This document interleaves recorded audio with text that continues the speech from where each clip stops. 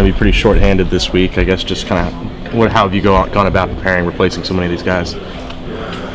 Well, I think first of all, you know, when you look at an opponent, whoever you're playing, just when we look at it, we always try to see what their strengths are, and you know, if there's any weaknesses there, how can we exploit those weaknesses? What makes UCF so unique is their use of tempo, and so it does limit you in a traditional way of identifying, communicating, checking this, adjusting to that when they're just on the ball so fast. Sometimes, you know, ball snapped within 10 seconds. So there's a lot of just kind of get lined up and playing, and there's more isolations, and so those add to those inherent strengths that tempo give when you are minus guys, you know. And so I think, you know, that's where you start with, and so starting there, then you talk about ways that we can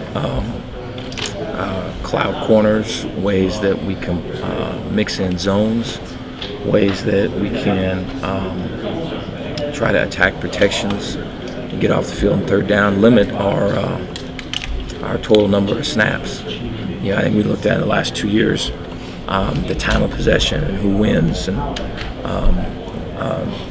UCF or their opponent. And there's a great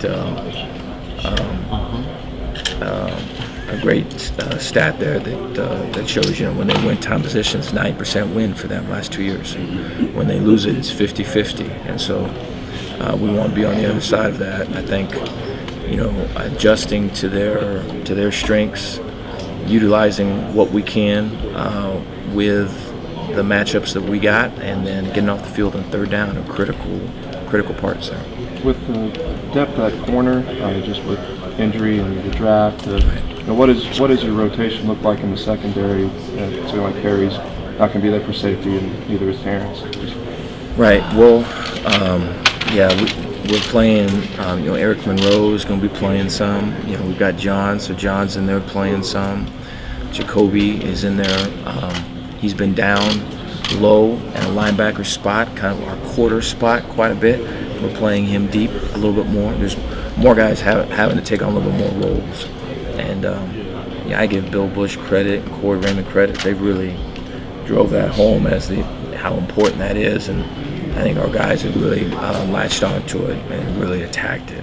So you like the feeling that you got when you're at practice, and guys are attacking their job and understand the importance of it when, you know, it's a new job for some of them. And so we're trying to get more guys involved.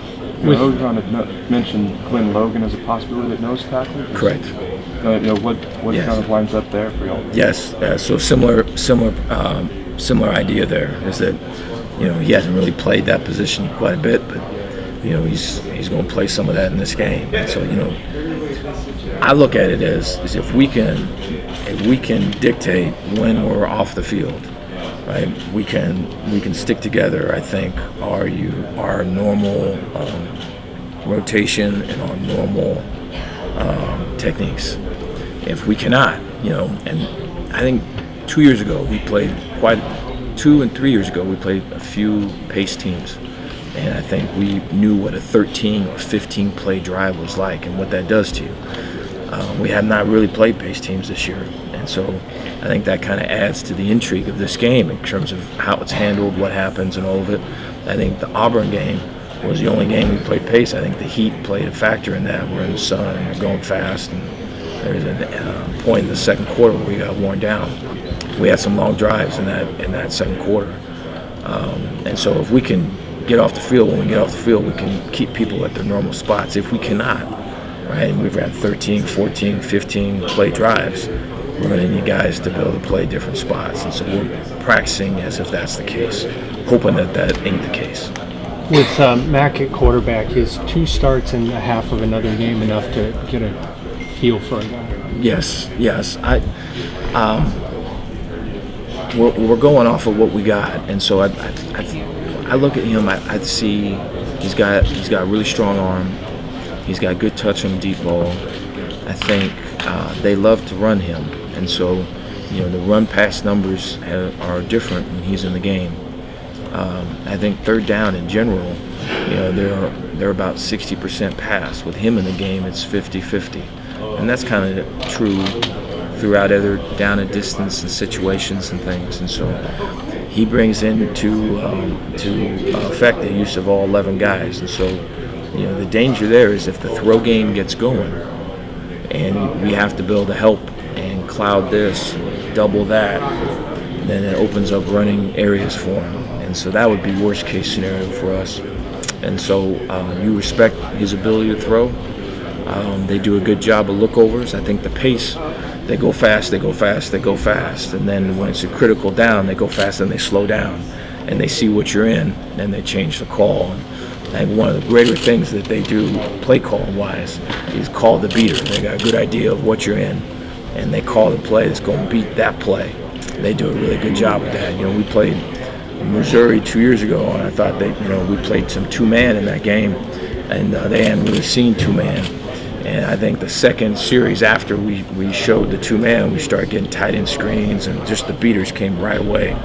And so that's always kind of a tell, is how, when something comes up, when is the answer? How long is it? Is it the next drive? Is it the drive after that? Is it after halftime?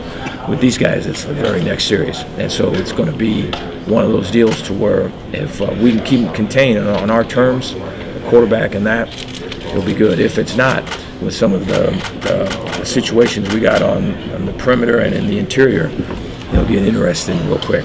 Do you, in your experience, factor in the lack of experience by the player, and in this case him, and the big stage?